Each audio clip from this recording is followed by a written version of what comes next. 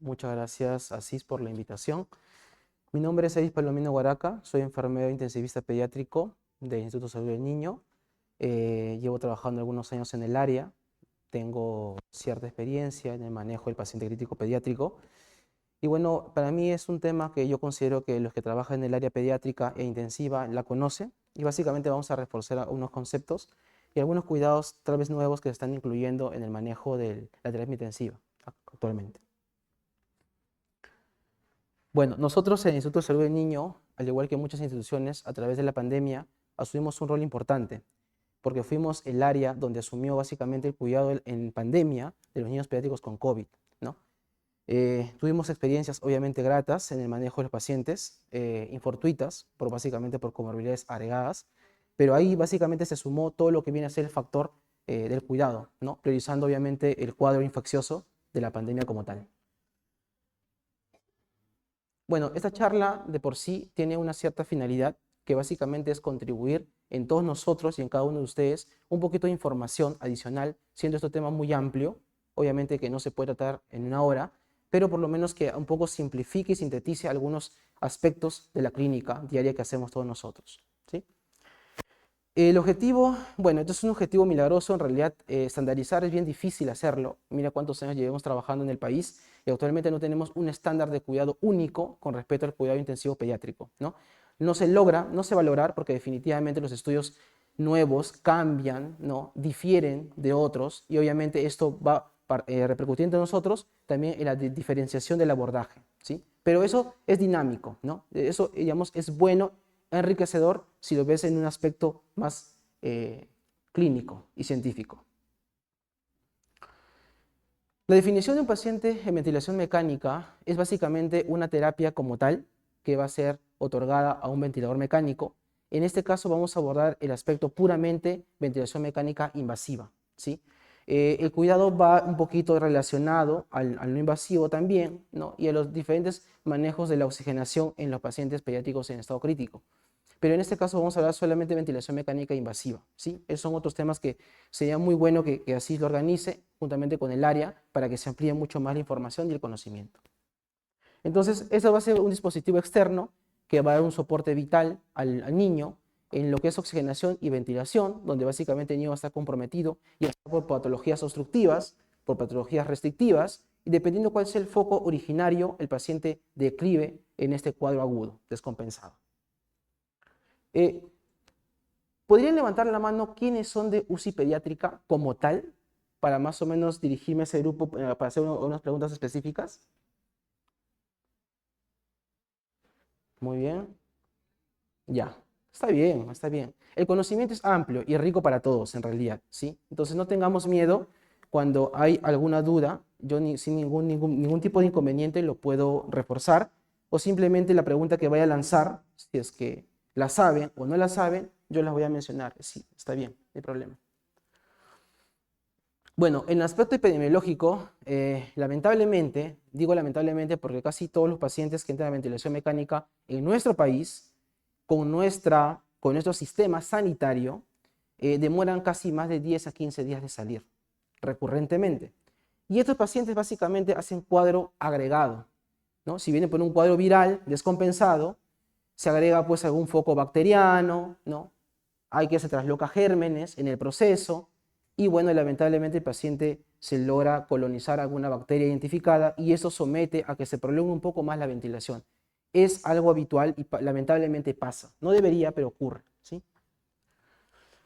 La ventilación mecánica como tal, el concepto, bueno, ya lo comenté, es básicamente pacientes que entran en un cuadro de insuficiencia. El patrón o por el cual repercute en una insuficiencia es multivariado. Puede ser respiratorio puro, como lo comentó el otro centro hace un momento, neurovegetativo, ¿no? Puede ser un tema de trauma, un tema de patología de fondo, puede ser un cuadro cardiogénico, un cuadro de sobrecarga de volumen, pacientes cardíacos, etcétera, ¿no? Entonces, el cuadro de falla respiratoria le puede conllevar al paciente que repercute en este estado. Y el paciente en estado crítico es un paciente que está en el área crítica, donde la hemodinamia está inestable, y es un paciente que tiene una supervivencia lábil y que puede fallecer en cualquier momento, ¿no? Esa es la verdad. Bueno, las medidas de bioseguridad son estrictas en toda área crítica, ¿no? Si estamos acá en UCI adulto o UCI neos, algunos profesionales debemos reforzar de que la medida de bioseguridad es estricta en estas áreas, ¿sí? Los modos ventilatorios van a ser variables, eso depende al médico y la destreza médica, ¿sí? Obviamente y el conocimiento del enfermero o enfermera o el terapista que se encuentre en el área que pueda sugerir alguna modalidad adicional a la condición clínica de cada paciente. No seamos rígidos en establecer un solo modo ventilatorio, una serie de secuencias de parámetros estrictas y rígidas, porque no es así. El paciente pediátrico es dinámico y la dinámica cambia al pasar de las horas. Los parámetros son básicamente dirigidos por el médico, pero el enfermero debe conocer para poder sugerir y para dar información previa ante situaciones clínicas que se puedan presentar en el pasar de las horas. Tal vez en el momento no se presenta la situación, pero al colega que nos va a recibir el turno o al que viene, lamentablemente presenta la condición clínica aguda descompensada y básicamente puede ser relacionado a una mala ventilación. Los volúmenes van a ser variables, esto es de acuerdo al peso. Esto también es un tema digamos, de discusión clínica, porque muchos abordan el tema del peso ideal, otros abordan el tema del peso real, y nosotros en la salud del niño trabajamos con el peso real, ¿sí? Hasta los antes de los 8 años, dependiendo del estado, digamos, nutricional del pequeño. Si es un niño, por ejemplo, mayor de 8 años, que es obeso, definitivamente vamos a obtener o vamos a tratar de lograr objetivamente, con la fórmula, un peso ideal, si es que se puede. Si no se puede, se aborda solamente con el peso real, ¿sí? Esto obviamente siempre con los parámetros de acuerdo a lo que te indique y también obviamente con la participación médica en cómo lo quiere manejar la ventilación. Estos son algunos valores, pero eso va a ser variable de acuerdo al peso, ¿sí? Esta es básicamente literatura descrita pura, los valores como tal, de acuerdo a los volúmenes tidales que se van a manejar o corrientes, que son básicamente lo mismo, y con un alcance límite a 10 ml por kilo. Obviamente esto siempre valorando la presión pico.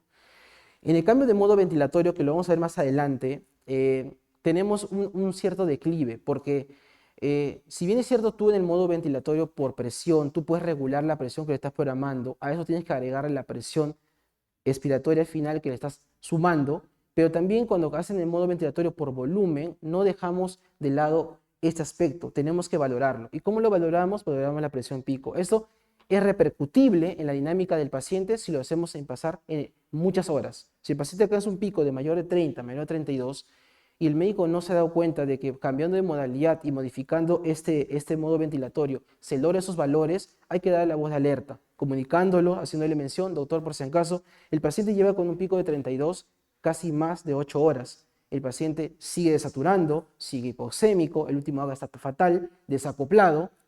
¿Qué hacemos? ¿Cuál es el siguiente paso? No esperemos.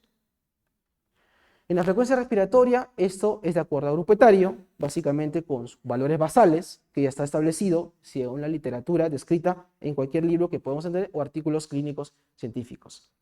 El volumen minuto se va a obtener el volumen corriente por la frecuencia siempre en decimal, ¿sí? Pero eso es de acuerdo al volumen tidal como se va programando de acuerdo al peso. El tiempo es variable, pueden ser lactantes menores, pueden ser niños pediátricos o pueden ser niños ya mayor de 8, 9, 10, 11 años, ¿sí? La relación IE, eso va relacionada también al factor que el médico decide colocar, puede ser un valor fisiológico o puede ser un valor agregado por una crisis de una acidosis respiratoria, por ejemplo, que el médico necesita sí o sí barrer CO2, entonces hay que hacer modificación. Y no solamente es en tiempo, sino también en otros valores. La velocidad de flujo, eso puede ser constante. Nosotros generalmente utilizamos 15 litros por minuto. Es el basal que utilizamos, pero en niños mórbidos mayor a 15 y 18 kilos podemos utilizar mayor de 30. El tiempo va relacionado con la relación IE. Los que conocemos un poco de ventilación podemos entender mejor esto, pero los valores básicamente se regulan de acuerdo a la funcionalidad del paciente. Por ejemplo, tenemos un paciente que se ha tequeado, un niño de 5 años, viene a emergencia.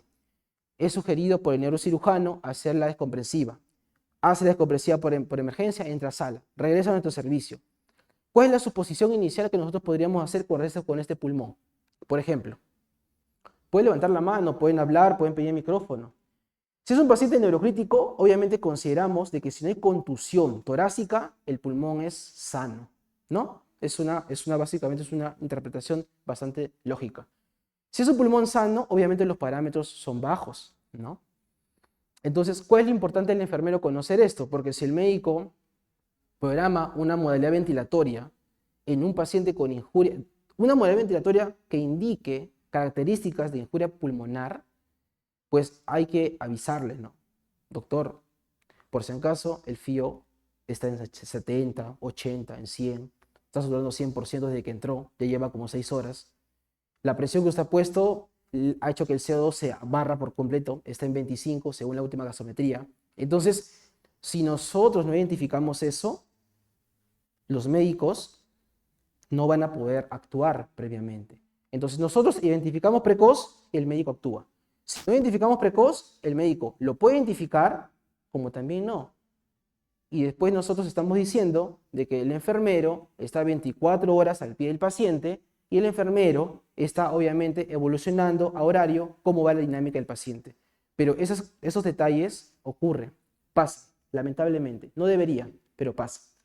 Y si es un paciente que viene, por ejemplo, por una crisis asmática, es un patrón obstructivo puro, es un paciente que está completamente injuriado los pulmones y muy aparte de eso, en emergencia le sobrecargan con volumen, viene aparte de la crisis, aparte de la hiperactividad bronquial, aparte de la congestión que pudo haber hecho, aparte de tal vez de la anuria que viene el médico lo programa de un modo ventilatorio donde aparentemente es fisiológico. El paciente empieza a saturar, el paciente hace hipoxemia, hace hipercapnia, hace acidosis metabólica. Entonces decimos, bueno, doctor, los valores de AGA son estos. ¿Cuál es el cambio? El paciente está reactivo, está ciclando, está hipersecretor, no se acopla, el pulmón está empeorando, ya son 6 horas de ventilación y básicamente está injuriado ambos parénquimas. Inició con el parénquima derecho, pensamos que íbamos a reclutar, pero el paciente está completamente comprometido. ¿Qué hacemos? ¿Cuál es el abordaje inicial? ¿O cuál es el abordaje posterior al inicial? Si no lo reconocemos precozmente, lamentablemente el paciente va a empeorar y no va a ser la evolución favorable como todos esperamos.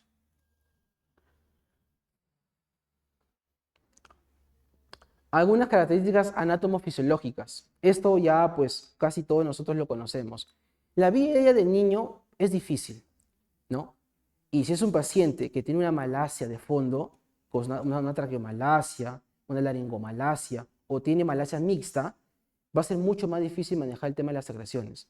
Y si es un paciente que no está en ventilación invasiva, pero está en CAF, está en un alto flujo, y el paciente va deteriorándose, empezó con un FIO de 40, el paciente pesa 7 kilos, entre comillas, y por literatura le correspondería 14 de flujo y empezamos con un FIO 60. Bueno, el médico lo quiere colocar así.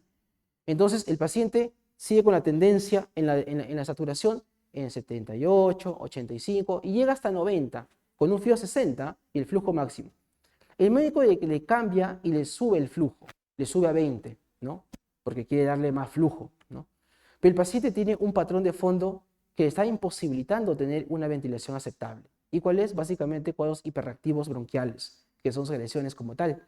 A esto no solamente se le condiciona su condición fisiológica, patológica de fondo, sino también el cuadro viral agregado que pueda tener. Puede ser sincitial, puede ser un enterobacter, o etcétera. Entonces, ¿qué hacemos en ese momento?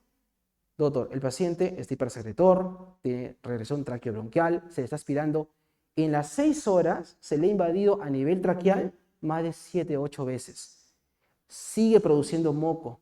Está con la sedación aparentemente permisiva para ayudarle a manejar un CAF aceptable, pero el niño sigue hiperactivo, sigue saturando, está hipertenso, está taquicárdico, hay mal patrón ventilatorio, la caja está trabajando, hay retracción.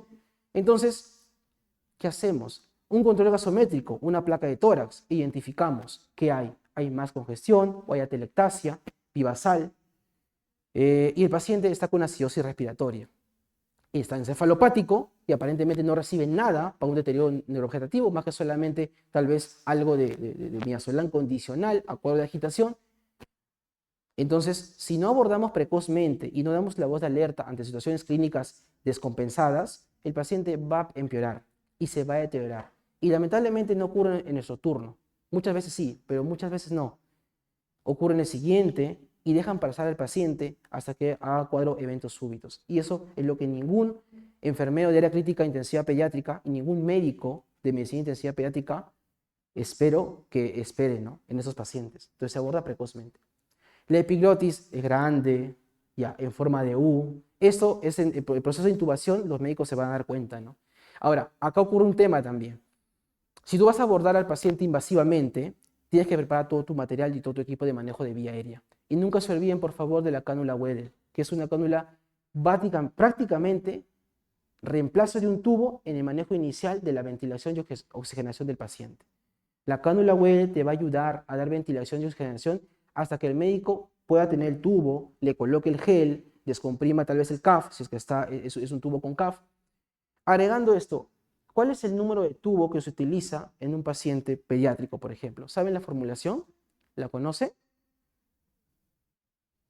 Es edad en años entre 4 más 4. Esa fórmula, entre comillas, es estándar, pero está mal, porque no es así. Según el estudio, es con decimal, o sea, es edad en años entre 4.5 más 4.5. Pero como somos nosotros bastante prácticos, le sacamos el decimal y lo hacemos de una forma práctica y dinámica. Esa es para elección de tubo. Ahora, esta formulación es para estudios internacionales. No es un estudio nacional que nosotros hemos realizado y lo hemos impuesto como algo estratégico. Entonces, muchas veces nuestros niños son desnutridos, pues.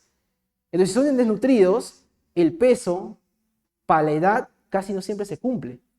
Por lo tanto, casi el tamaño del tubo, que por ejemplo sería 4.5 o 5, que le correspondería a este pequeño, de acuerdo a su edad, no va a ser de un fácil ingreso o adiestramiento médico para colocárselo. Y elegimos muchas veces un tubo un poquito menor, tal vez 0.5 menos o un punto menos. La profundidad, fórmulas 0.1, nosotros en el hospital aplicamos así, 0.1 por la talla en centímetros más 4, un valor constante, ¿ya? Y con eso nosotros tenemos una referencia. Ahora, esta fórmula es aplicada, pero ¿cuál es la clínica, no? El paciente es intubado, le fijas el tubo. ¿Qué cosa verificas? Aparte de la placa gráfica, pasaje, murmullo, ¿no? Y supongamos que el paciente está atelectásico, te vas al otro campo pulmonar. Acá está pasando bien, ¿eh? Por si acaso. Entonces tú tienes que discernir si puede ser una buena intubación o puede ser que el tubo esté bien y el lado izquierdo esté básicamente colapsado, ¿ya? Bueno, es anatomía pura, concepto teórico. El manejo de la sedación, ya lo expuso el autor, lo explicó muy bien. El manejo de la relajación en cuadros agudos. Nosotros en el paciente agudo, hiperreactivo, que no se acople a fenta, mida, queta, sacamos queta, iniciamos becu. Tal cual, pero en cuadro agudo, en cuadro agudo. O cirugías abdominales grandes y complejas. ¿Ya? Fijación de tubo. Mira, este es otro tema y otro aspecto bastante, más que todo ético, que yo sí quisiera comentárselos. Está bien que nosotros seamos compañeros y tal vez amigos entre nosotros, ¿sí? Y llevemos una relación cordial entre todos, pero un reporte tiene que ser activo. Y el término activo quiere decir la interacción entre lo que tú me estás brindando de información y lo que yo estoy evidenciando. Entonces, tu colega no lo puede tomar a mal si tú haces una crítica constructiva con respecto a su trabajo o a cómo te está dejando el paciente. Entonces, tenemos que tomarlo de la mejor manera. Si tú me reportas una fijación, aparentemente in situ, según placa radiográfica, yo tengo que verificarlo, porque es mi obligación. Porque si el paciente hace un cuadro hiperreactivo y se desplaza el tubo, el paciente va a hacer depresión respiratoria y va a hacer paro. Ahora, este paro no te garantiza que el paciente vaya a salir rápido o que el paciente responda rápida a la oxigenación por ventilación a presión positiva. Puede ser un paro prolongado, un paro secuelar, ¿no? Imagínate para el colega que recibe el turno que le pase eso, ¿no? O imagínate para el médico, ¿no? Eso trae una repercusión psicológica y emocional. Sacar un niño secuelado del área es terrible, ¿no? Terrible. La protección conjuntival, ya, la neumonía asociada a ventilación, que ya lo sabemos. Nosotros, según nuestra guía epidemiológica, solamente se cambia corrugados cuando la parte interna de corrugado está con secreción bronquial, sangre, o porque hay un cambio de tubo y ahí sinérgicamente vas a cambiar también dispositivos. Si no, no lo cambiamos. Pero nosotros en nuestro servicio hemos tomado la medida de cambiar cada 15 días dependiendo cómo el paciente vaya con respecto a la ventilación. Si el paciente está en destete y sabemos que entre mañana y hoy se va a extubar y vemos buena mecánica, está en CPAP, bajo soporte, bajo trigger, paciente cicla bien, reactivo, se conecta, se comunica, hay buena tos, hay buena deglución, pues criterio, ¿no? Ya no cambiamos, no gastamos un insumo adicional, porque recordemos de que el CIS costeia con todo esto y cuando se desabastece para todos, ¿ya? Y el factor, bueno, con respecto a las neumonías, las condensaciones en el corrugado es importante mantenerlo siempre estrictamente en monitoreo. Tenemos algunos corrugados obsoletos, lamentablemente. Esta es una institución nueva, yo imagino que vienen corrugados descartables y si tienen los reutilizables, bueno, espero que sean los nuevos, que digamos condensan casi nada y son muy buenos, pero nosotros tenemos algunos corrugados que sí condensan bastante y hay que estar ordeñando, eliminando sin hacer mucha tracción, eliminando la cascada de agua, tanto de la válvula como del mismo corrugado, ¿sí? Eso es parte del cuidado para evitar neumonías. Tenemos factores asociados, los factores intrínsecos y extrínsecos que tenemos nosotros, tanto los externos que nosotros llevamos al paciente, como los de la misma condición del propio paciente, ¿sí? En lo que es, bueno, verificación de la ventilación, la auscultación es importante y básica, ¿no? Que el paciente te reporte con una telactasia apical derecha, confírmalo, ¿no? Por lo menos auscultándolo, ¿no? Si en esas horas el médico no le pide una placa radiográfica, repórtalo que no hay un control radiográfico, a pesar de la sugerencia por enfermería, pero si lo auscultaste y viste un mejor pasaje, a cómo lo recibiste, a cómo lo estás entregando, ¿no? Ambos campos, obviamente, diferenciados por cada lóbulo pulmonar. En lo que es ventilación, es bueno interpretación de ondas y gráficos. Eso lo vamos a ver al final, algo pequeño y corto, pero eso es más tema práctico. Y yo les sugiero y les invito, conversando con el coordinador de enfermería del servicio, que sería bueno que hagan un tallercito para ese tema específicamente, interpretación de gráficos. Eso es importante, para que puedan reconocer en qué momento hay turbulencia, hay fuga, hay secreciones, o es porque el paciente está desconectado, que básicamente es línea, entramos recto.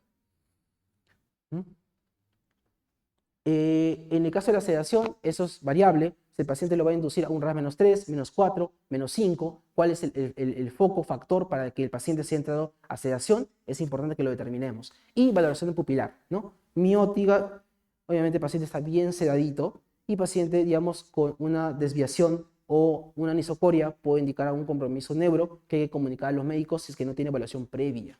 Eso pasa. Pasa que estamos con dosis vasopresoras altas, estamos con sedación en -4, -5, entre comillas, ya no valoramos ojo, solamente valoramos tubo, no ventilación, pero ¿qué pasa? Vamos a ojo y está con anisocoria, ¿ya? Hay 5, hay 3, hay 4, hay 2, comunicamos, ¿va? Valoración por neurología. En la parte de hemodinámica, yo tengo la experiencia de que en pacientes cardiogénicos, descompensados, agudos, inestables, solemos utilizar una ventilación a modo volumen, generalmente para evitar mayor disminución del gasto, pero eso es dependiendo de la evolución del paciente y dependiendo del criterio médico. Apoyémonos a los médicos y también seamos su apoyo de ayuda para el paciente, no entremos en un conflicto, ¿sí? La PVC, bueno, ya lo comentó el doctor, y el gasto cardíaco que es importante, ¿no? ¿Cómo medimos el gasto cardíaco de forma indirecta? Débito urinario, ¿sí? Perfusión tisular, temperatura, presión, frecuencia respiratoria, frecuencia cardíaca. ¿Cómo está la ventilación? Es un paciente que está en un estado eupneico, es un paciente que está taquipneico, que tiene trabajo, es un paciente que está, supongamos que te reportan, es un paciente que está en destete, dices tú, ¿no? Te reportan a ti. Ya, tú lo ves, está en SIM o está en CPAP, y el niño tiene, no sé, 2 años, y está con una respiración de 75, 65. Tú lo descubres y ves retracción paraesternal, retroesternal. Y tú le preguntas, ¿desde qué hora está así? Así me lo dejaron, te dicen, ¿no? La pregunta ¿es correcto recibir un paciente así en esas condiciones y que el médico no haya hecho nada para cambiar esa modalidad ventilatoria? O sea, ¿es correcto que un paciente de 2 años respire 75? ¿No? Entonces, incorporemos un poco eso, ¿no? Nosotros incorporemos y sensibilicemos con ese tipo de situaciones. Son niños que lamentablemente no te pueden decir me duele, estoy cansado, ¿no? Porque están entubados, están sedados, muchos de ellos. Pero ahí estás tú, pues, ¿no? Ahí estás tú. La función gástrica es importante, ¿sí? Nosotros sabemos de que cada vez que el niño inicia sedación, relajación, básicamente la función gástrica va a quedar abolida y el gran porcentaje de residuo gástrico es alto, ¿no? Casi los niños hacen residuo, hacen regurgitación, porque hay una parálisis completa. El sistema nervioso entérico no funciona igual y básicamente suprime la función de la sedación a todas esas funciones neurovegetativas. Valorar el residuo gástrico, poner la zona de gravedad en los cuadros agudos y en los cuadros de inicio de nutrición eutrófica, hagamos la valoración de residuo con una presión mínima, con una jeringa de 5, no utilicemos jeringa de 20, ¿ya? Primera gravedad, y si no sale nada, y si pinta, hagamos un lavadito, recolectamos todo, doctor, salió tanto de ese tipo de característica, entonces usted me indicó 20, ¿qué le parece? Empezamos primero 10, luego vemos cómo va tolerando, y de acuerdo a eso vamos a bajar la hidratación y subimos nutrición enteral. ¿Ya? Seamos un poquito críticos. La evaluación, bueno, renal es básica, ¿no? O sea, un paciente que sedado, que no tenga una sonda vesical para un monitoreo estricto, si el paciente te lo reporta y dice, el paciente está con fentanilo y ketamina, Elvis, no tiene sonda porque está orinando bien. Ya. ¿Está con diurético? Sí. Ya. O está sin diurético, ¿no? Supongamos que esté sin diurético. Y el paciente está teniendo un flujo aceptable de 3, 2.5. La pregunta sería, ¿es necesario evaluar la función renal en un paciente agudo? ¿O se puede diferir si es un paciente estacionario o es un paciente que está en destete, ¿no? Está en traslape, está en abstinencia y se está retirando tanto invasivos como también sedación?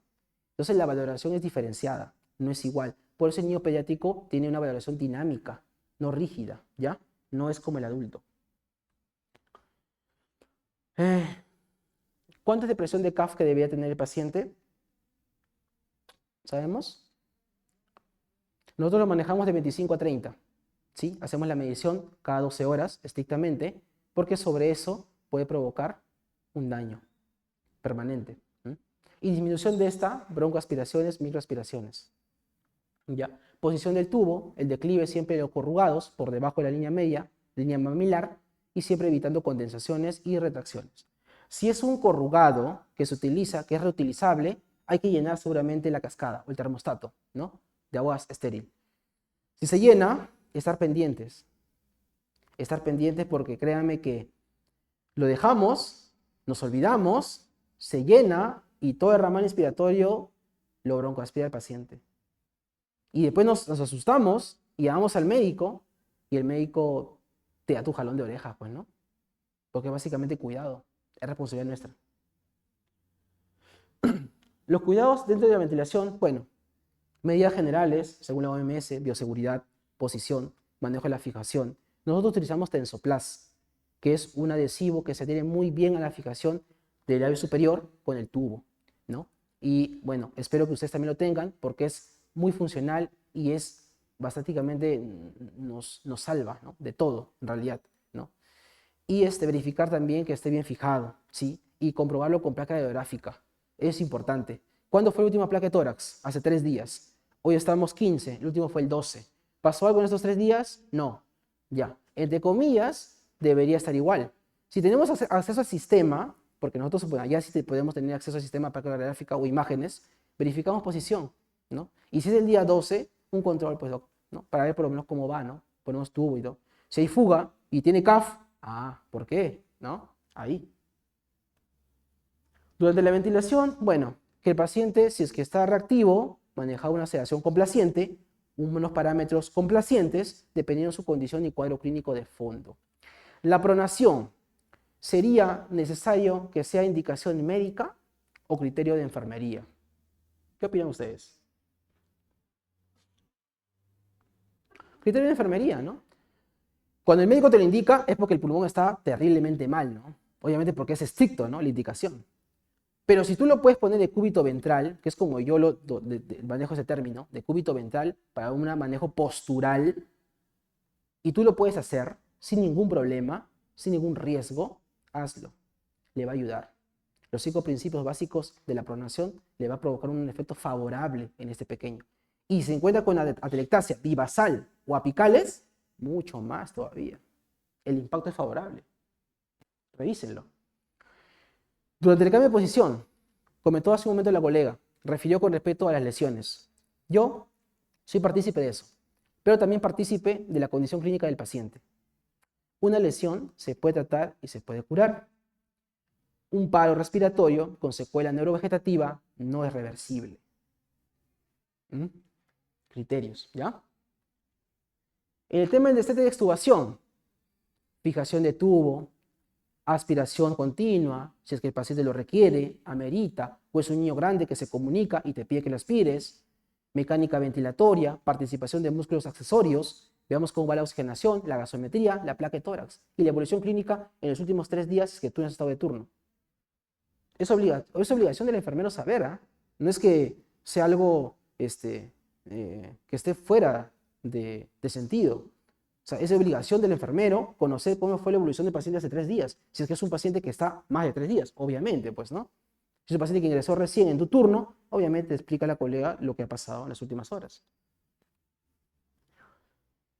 La extubación es parte básicamente del proceso de la ventilación, pues ya después ya en salida, y acá básicamente ya se evalúa parámetros como les comenté, ¿no? Cómo va la práctica, la evolución clínica, reactividad, destete de sedación, hay abstinencia, no hay abstinencia, ¿cómo vamos? Cuando hay fracaso, porque es probable, siempre es bueno tener todo el equipo y manejo de vía aérea listo y preparado. No esperemos. Cuando haya una charla o hay una sesión práctica de ventilación para poder reconocer un poquito trazos y todo el tema dinámico, ahí en ese aspecto van a poder reconocer algunas pruebas que se hacen en el ventilador para poder reconocer que el paciente puede tal vez salir, que son un apoyo, pero no son un médico definitivo, no son un medio definido, ¿ya? Entonces son un apoyo que nos dicen, ¿sabes qué? La presión de oclusión va así, por si acaso, doctora, ¿ya? Así que depende de usted cómo vamos ahí.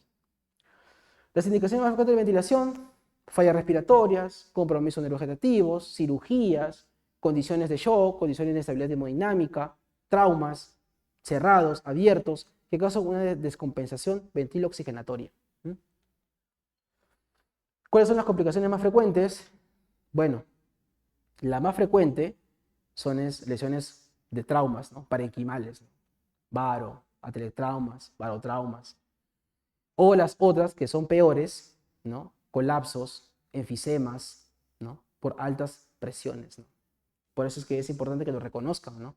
Extubaciones, ¿no? Producto de que el colega te reporta que el paciente está tranquilo. ¿Está tranquilo? Sí, está tranquilo. Perfecto. Me lo dejas fijado bien, aparentemente. No sé, el colega se confía, se va, no sé, a desayunar o se va a hacer algún acto de actividad. El niño se despierta, se pone reactivo, se sacó el tubo. ¿Mm? Y aparentemente el paciente estaba sedado, ¿no? Con parámetros con un de 9, de 8, no te imaginas, ¿no? Ese momento, ¿no? Para el médico intensivista y para el enfermero que está a cargo, ¿no? Es crítico. No solo el paciente, sino también el profesional. Estas son algunas ondas representativas, ¿sí? Estos generalmente sí lo van a entender mejor en una sesión práctica para que puedan ver un poquito curvaturas y para que puedan ver también tipo de ondas en un modo ventilatorio, en un modo oxigenatorio, que seguramente lo sabe, ya por presión o por volumen, fugas, atrapamientos, que ya son pruebas que se hace con el mismo ventilador y obviamente también se puede reconocer con los trazos y también con la de monitoreo, ¿sí? Valores gasométricos, compromiso pulmonar. Tenemos pacientes a veces que son unicamerales, ¿no? Mi pregunta cuando llevé un congreso internacional fue, en un paciente unicameral, ¿cómo voy a manejar la ventilación con esos constantes? Pues el constante te lo da el paciente, ¿no? Si tú con un constante de 6 o de 8 alcanzas un AGA aceptable, una radiografía aceptable, una ventilación aceptable, ese es un modo del paciente. El paciente te impone una pauta, una clínica diferente a otro paciente, ¿ya? Reconocimiento de pequeños declives, secreciones, un poquito de fuga, no hay trazo, el paciente puede estar extubado y no nos damos cuenta, y de repente el paciente está ya el tubo casi a nivel la faringe y no nos damos cuenta. Y hay fuga, fuga, fuga, el vendedor suena y como somos a veces prácticos, le ponemos en stand-by o le ponemos en silencio, le pedimos un bolito y la ventilación es fatal, ¿no? Viene el colega que tiene un poquito más de destreza o viene el coordinador, lo ve y dice que tu ventilación no está siendo favorable, ¿qué ha pasado? Y empieza a hacer hipoxia y viene el médico y reconoce y no hay pasaje, el paciente no está intubado. Pasa, ¿ya? Cuidado ahí. La permeabilidad, para ver un poquito de distensibilidad. Este es en el caso de paciente con distrés, ¿ya? El tema de distrés es un tema muy importante que todos nosotros debemos saber. Por lo menos en pediatría, ¿ya? El tema de distrés, el tema de PARS es interesante, donde básicamente vas a manejar todo lo que van a hacer, va a ser interpretación morfológica de los trazos, ¿ya? Y obviamente con valores hemodinámicos, con valores gasométricos, placa, compromiso renal y todo lo demás, ¿ya? Bueno, esta es una pequeña frase de mi persona hacia todos nosotros. Yo sé que tal vez puedan haber jóvenes, estudiantes, internos o unos que estén haciendo especialidad. No se desanimen por los errores. Son simplemente parte del camino hacia el éxito. Aprendan de ellos y sigan adelante con más sabiduría. Todos nosotros en algún momento hemos tenido un declive con el manejo del conocimiento y el aspecto práctico, y es parte, es algo humano en nosotros. Y reconocer, interiorizar, mejorar para hacerlo mejor otra vez, eso es parte de cada uno. ¿Sí? Eso sería todo. Muchas gracias.